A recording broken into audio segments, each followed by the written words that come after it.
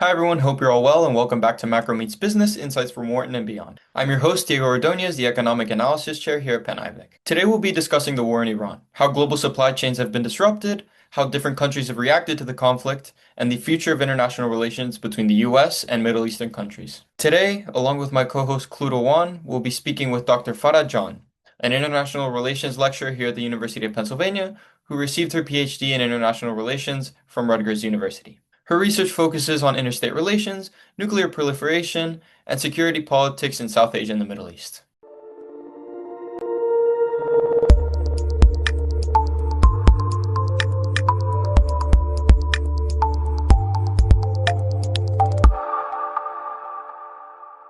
Welcome to the IBEC podcast. I'm Clue, joined by my co-host Diego. Today we're here sitting down with Dr. Farah Jan. She's a senior lecturer here at Penn in the International Relations program. Dr. Jan specializes in nuclear security, alliance politics, and conflict in the Middle East and South Asia. She's published in Foreign Policy, War on the Rocks, The Conversation, and The National Interest. Thank you, Dr. Jan, for joining us today. Thanks for having me. Really glad you all are engaging with this, and thank you. Yeah, so before we get into the details of the war, for listeners who have been following the headlines but want a bigger picture of the war and what's been going on, can you just set the stage? More specifically, what is this conflict and how did we get here? Sure. I'll kind of first focus on what's in the headline and then give you a little bit of the background. So, on February 28th, 2026 of this year, the United States and Israel launched a large-scale military strike on Iran, hitting military sites and, of course, the nuclear sites at Fordow, Natanz, Isfahan, taking out senior military leadership and assassinating Supreme Leader Ayatollah Khamenei. That's the headline. But for us to understand, we need to go back further. Um, Iran's nuclear program has been a point of crisis for over 2 decades now. And we'll go back to 2015. In 2015, President Obama and his administration negotiated a nuclear deal where Iran at that time had agreed to cap its enrichment and allow inspections in exchange for sanctions relief. That deal, I would argue, actually worked. Iran was complying. Then in 2018, President Trump's first administration, President Trump pulled out of it unilaterally. He reimposed maximum pressure sanctions, and Iran gradually stopped complying and started enriching far beyond the deal's limits that were put in place in 2015.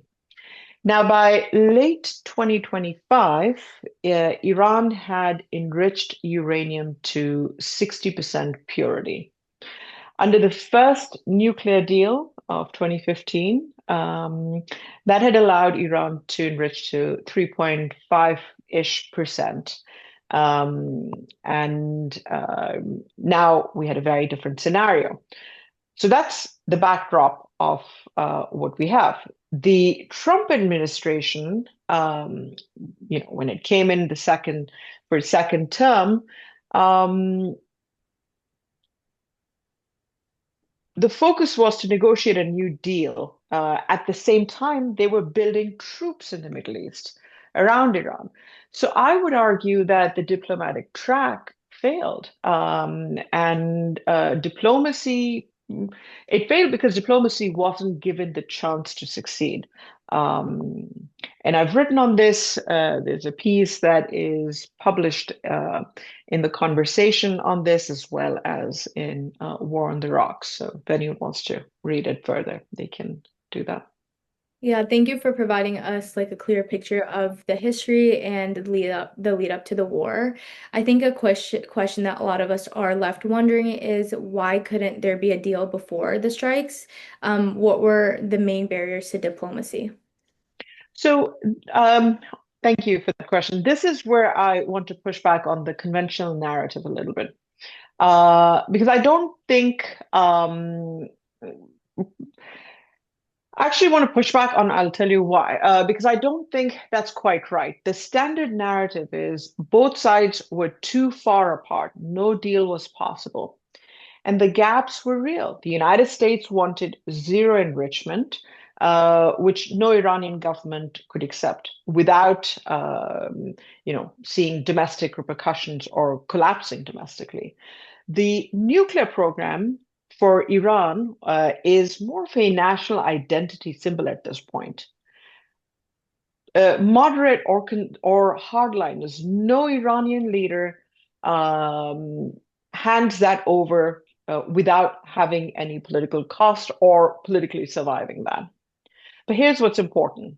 The talks in February were actually moving. If you look at the reports from back then, Oman's foreign minister was involved in the negotiations as well, and he said that there had been significant progress. Even Iran's foreign minister, Abbas Araghchi, had said that a deal was within reach just days before the February 28th strikes. So my argument is that the talks didn't collapse because the positions were irreconcilable. The diplomatic track ran out of time. The U.S. military buildup that we saw throughout January and early February closed the window before the deal could land. Yeah, that's a really important distinction. It sounds specifically like the withdrawal of in 2018 of the JCPOA still casts a long shadow over these talks. What is your opinion on that? Absolutely. Iran had already made painful concessions in 2015. They shipped out enriched uranium, dismantled centrifuges, allowed for inspections at that point. And the United States, under the first Trump administration, walked away anyway. So in 2025, even if Iran wanted a deal, why would they trust that this administration would hold it? So what we really have is you have this trust deficit between the two states. And the trust deficit was enormous in 2025, and it's enormous even more right now. So it's hard to negotiate when the other side has already shown that they leave the table and strike. Yeah. And now looking back, was there ever a realistic compromise both sides could have accepted? Um, yeah, on paper, a deal existed, something where Iran suspends enrichment for several years, moves some of its stockpiles out of the country, and accepts inspections in exchange for some real sanctions relief. So that framework was actually on the table, and Iran had floated something close to it. But here's the thing, what works on paper and what's politically survivable are completely different.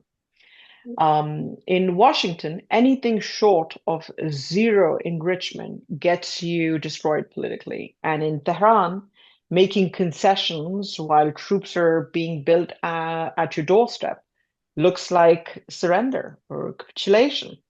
So neither side could sell the compromise to their own people. And I'd say ultimately the window just closed before anyone could get there. And I think that's the tragedy of it. It wasn't that a deal was impossible, it's that the clock simply ran out. Yeah, so we've talked a lot about US-Iran diplomatic relations leading up to the war, but I want to shift into the nuclear dimension. Yeah. I want to specifically talk about what did the strikes actually accomplish on the nuclear question. Specifically, Fordow, Natanz, and Isfahan are all major nuclear facilities in Iran. How much did the strikes actually set back Iran's nuclear program? Um, so the strikes actually did some real damage. I'm not going to minimize that. Major facilities were hit.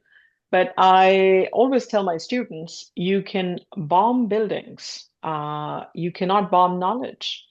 Iran's nuclear program isn't just centrifuges and these buildings that were bombed.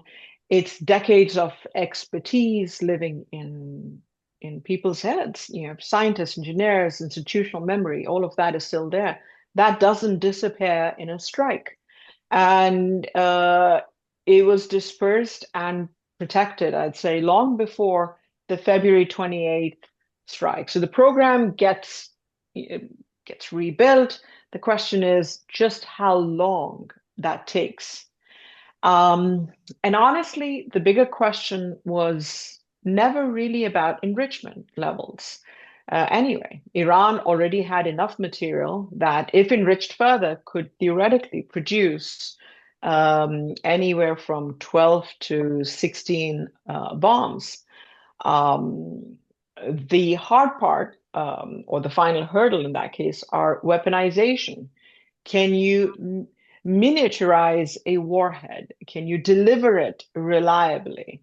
And critically, do you make the political decision to actually cross that threshold or that line? So those questions are still very much open. And I would say the strikes didn't answer that or didn't answer them. Yeah. Now, from Iran's perspective, has the war actually made Iran more likely to pursue a nuclear weapon? It almost seems like the war actually had an opposite effect of what it was intended to do. Yes, and this is the deepest irony of the entire conflict. I wrote about this last year in June 2025, that this strikes in 2025 and now in 2026, this would push Iran to nuclear acquisition. Let me just elaborate a little bit more on this. So Iranian hardliners have been making the same argument for years. Like, look at Libya's Gaddafi. Gave up his weapons program. What happened? Ended up being overthrown and killed. Look at Saddam Hussein. No nuclear program, got invaded, and the regime didn't survive. The lessons they keep drawing from this is giving up your program doesn't protect you. Only actually having the nuclear bomb or the weapon does. And now that argument has a brand new data point attached to it. The 2026 war is kind of going to be used more to push Iran towards nuclear acquisition. Um, so my thinking is that the war was designed to stop Iran from going nuclear. I would argue that this may have actually strengthened the argument for finishing the job. And going back to the point that I made earlier, that's the irony. What you're trying to achieve is to prevent Iran from acquiring a nuclear weapon, but this is now going to make Iran pursue it even more. Yeah, it seems, I mean, you've talked about how like the lines of negotiation have really blurred. What can what can the viewers take away? Like, what does a US win even really look like at this point? Honestly, the goalposts have shifted so many times that a clean win is really hard to define at this point. The original goal was that Iran will never be able to build a weapon. The strikes probably didn't achieve that. If you redefine it as, we set the program back and bought ourselves time, then okay, that's more plausible. But it's also a much more modest claim than what the rhetoric suggested going in. Now, um, a return to something like the 2015 nuclear deal, um, that road isn't impossible, but both sides would have to genuinely believe that the alternative is worse. And at this point, right now, neither side is anywhere near that sort of headspace. And I think there's a deeper problem that I think gets underappreciated. Walking out of a deal is one thing, and the US did that in 2018. It was damaging, but recoverable. Bombing a country while you're actively negotiating with it is a completely different category. Every government watching this now is asking the same question. We sit down with Washington.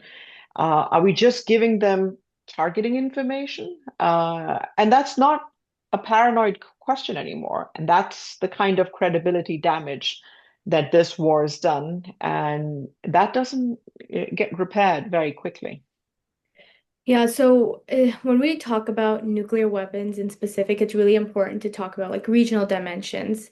Yeah. Gulf states such as Saudi Arabia have been in a very difficult situation.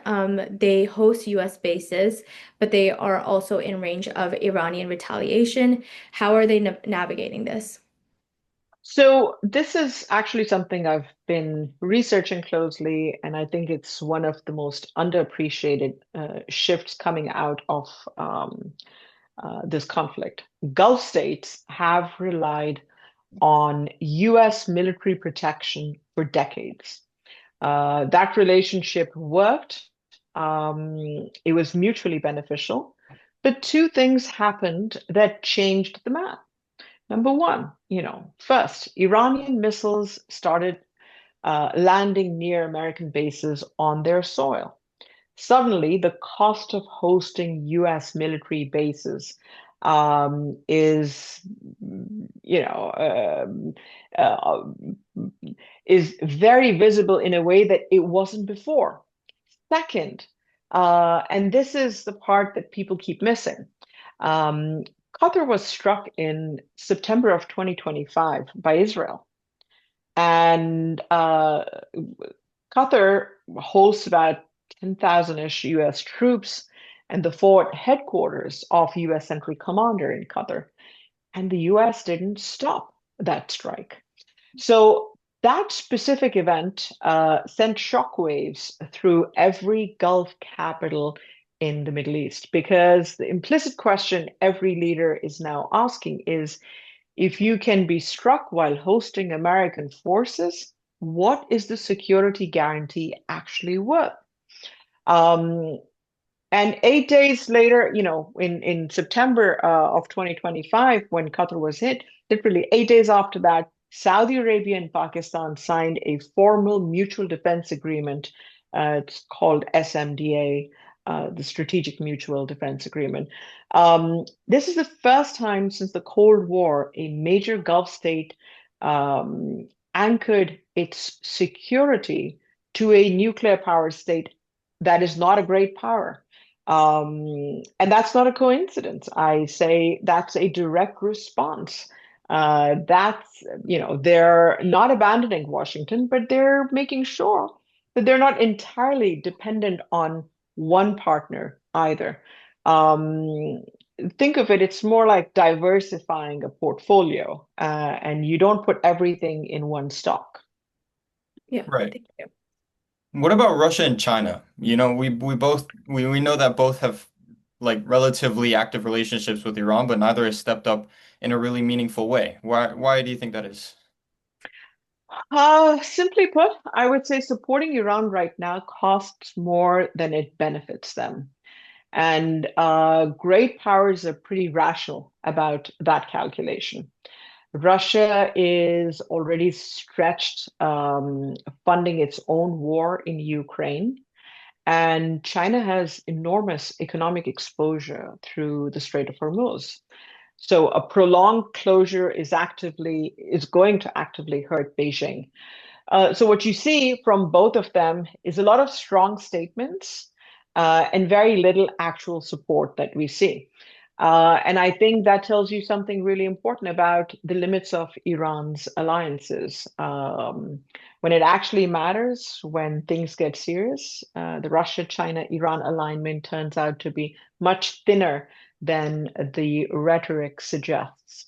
Iran is largely fighting this alone, and that's a lesson worth sitting with because a lot of states look at these partnerships and assume that they mean something in a crisis.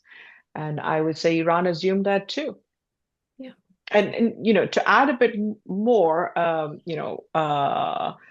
is for Russia, you'd basically need NATO directly involved or a threat to Russian territory. And neither of that is actually happening. For China, as I mentioned, the Strait of Hormuz is important for it, but a direct threat to the mainland or an economic catastrophe, barring that, it's a different conversation. And honestly, Russia is benefiting from this conflict without doing anything. High oil prices, Western attention off of Ukraine, and US political bandwidth is consumed in Iran. Uh, they didn't cause this, but they're certainly not unhappy about it. Interesting. I wanted to touch a little bit on the more economic side of this. Sanctions have been a central part of U.S. foreign policy towards Iran in the last years. And I wanted to know from your perspective, do you think these really worked? Um, so they caused real pain, no question on that. You've constrained foreign exchange, suppressed growth, and a genuine hardship for ordinary Iranians. We've seen that. But pain and behavior change are two different things. The research is actually pretty clear on this. Sanctions work when two things are true. The government, one, the government can make concessions without threatening its own survival, and there's a real positive offer on the table, not just pressure. And you need an off ramp. But let's take a look at this for the case of Iran. For Iran, neither of those two conditions or those conditions existed. Giving in on the nuclear program while under maximum pressure, no Iranian leader survives that politically. So the sanctions just hardened the position instead of softening it. So instead of changing behavior, sanctions pushed Iran towards self-reliance and deeper ties with Russia and China, and along with domestic military manufacturing. So you essentially got the opposite of what they were intended to do. Let's talk a little bit about the Strait of Hormuz. We know about 20% of the world's oil moves through, that waterway. It's a Mhm. very crucial part of the oil industry, and how the Yeah. world runs. And I wanted to know what the real risks of supply chain disruption were here. Sure. So the Strait of Hormuz is the single most important energy choke point in the world. About 20% of global oil moves through it, and there is no easy alternative. You can't reroute a super tanker the way you can reroute a shipping container.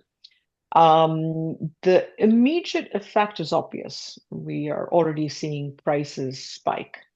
But what's more interesting is what it does to how governments think long term. And when this happens, every energy importing country starts to ask this question: why are we this dependent on one waterway? And that question drives real changes. You have the LNG infrastructure, faster renewable investments, bigger strategic reserves. All of these are options. The disruption basically forces a transformation that was, some would argue, already happening, but moving too slowly. Um, and here's what doesn't get talked about enough. The countries most at risk aren't the US or Europe. They have some cushion. It's the middle income countries or the middle income importers, specifically in South Asia and sub-Saharan Africa, that are absorbing massive price increases for for a war they had absolutely no role in. And that's one of the most overlooked dimensions of this conflict. Yeah, we've been seeing, rising prices all over the world, especially in the US. In the US, it's attributed towards major headlines, and there's already a lot of unrest within the US. So do you think this economic pressure from energy markets could, force the US towards a ceasefire? It's a real mechanism, but it works slowly. Um, think of it as a chain reaction. High oil prices feed into inflation. Inflation generates public frustration. That frustration eventually shows up as political pressure on Congress. And that pressure reduces appetite for continuing the conflict. So the problem is that the chain takes time. And if the disruption is short, the pressure dissipates before it builds into anything. But if the Strait of Hormuz stays constrained for months, you'd start seeing coalition partners and domestic critics getting very loud very quickly. So I would say economic constraints have ended American military campaigns before. We've seen that. Vietnam is the obvious example. It's not a direct lever, but I wouldn't dismiss it either. I wanted to talk about, the more domestic economic impact for Iran. How does the Iranian government really justify the cost of this conflict to its own population? Ah, now governments facing existential threats, the one that Iran's currently facing, almost always choose security over economic welfare. The leadership makes the calculation, the population absorbs the cost. Um, that is one of the most consistent findings that we have in international relations. Iran has shown over 4 decades that it will accept enormous economic pain when it believes survival is at stake. And that's not irrational. It's just a very different calculus than what Western pressure models assume. When you frame it as survival of the Islamic Republic versus economic comfort, the leadership will always choose survival every time. Yeah, I want to like shift to the future of the war and like the long-lasting impacts. As an IR student myself, I think that this is a war that's going to be studied for a while in courses. On the nuclear deterrence question specifically, the classical theory is that having a nuclear weapon usually deters aggressors, which is why many states do want to build up their nuclear weapons. That's why Iran wants to in this case. And this war seems to challenge that because we see obviously Iran was very close, but they're still being attacked. What's your insight on that? Good question. So the core deterrence logic is simple, right? Nuclear weapons deter attack because the downside risk is catastrophic. No rational actor starts that fight.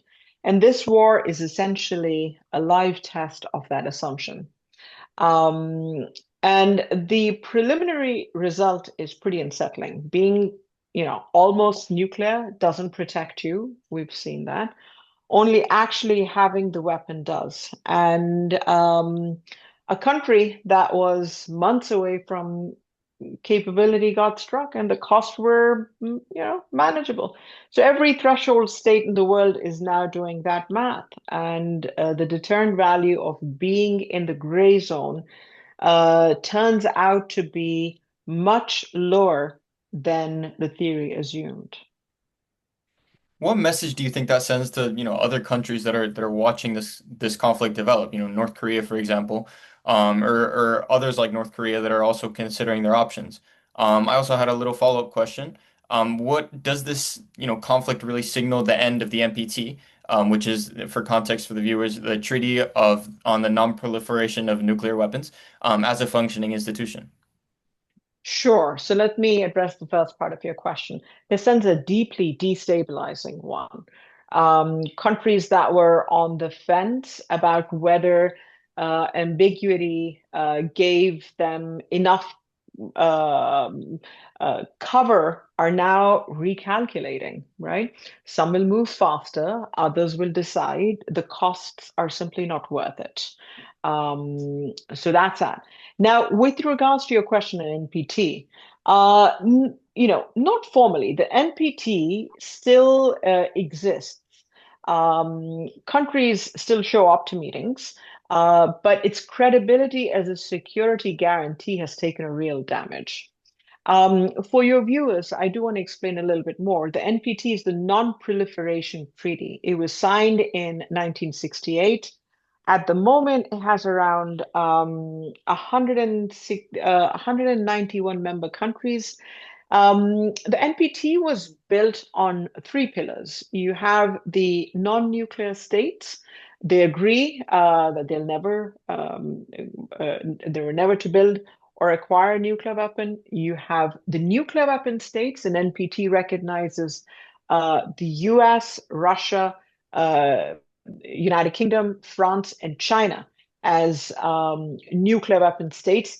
Uh, there are other nuclear weapon states as well. India, Pakistan, Israel, and North Korea are other nuclear weapon states that are not recognized by the NPT. And thirdly, everyone gets access to peaceful nuclear energy. So the core bargain was simple. Non-nuclear states give up the weapon option. In exchange, they get a security umbrella. The US just bombed a non-nuclear state during negotiations about NPT compliance. That's not a minor violation. That's a fundamental breach of the whole premise. Okay, so final question before we wrap up. For Penn students listening, especially those who are going into policy, law, or international affairs, what do you want them to take away from this conflict and this conversation? So a few things I'd want you to keep in mind, or a few things I'd want you to take away with this.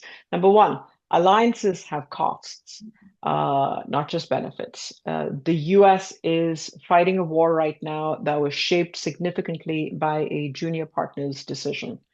Number two, credibility is fragile. Credibility is difficult to build and it's fragile. You can spend decades building trust as a negotiating partner and lose it in a single night.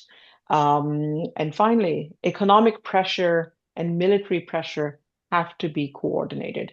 Sanctions that harden positions combined with military action that close the diplomatic window. That combination is a policy failure, even when the tactics look like they're working. So, and honestly, on the last point, I'd say you all are going to be the ones building whatever comes next. So the NPT is damaged. The rules-based order is under real stress at the moment. And you guys are going to be figuring out what replaces it. That's not a small thing, but it's yours to work on and really take it seriously. Thank you so much, Dr. John, for joining us today. It's been a very insightful conversation. I hope the viewers also found it insightful. Thank you for having me. These are exactly the right questions to be asking, and I would say keep asking them. Great. Yeah. So that's a wrap on today's episode of the Macro Meets Business podcast. If you want to read Dr. John's published work on alliance entrapment and the Iran conflict, we'll link everything in the description.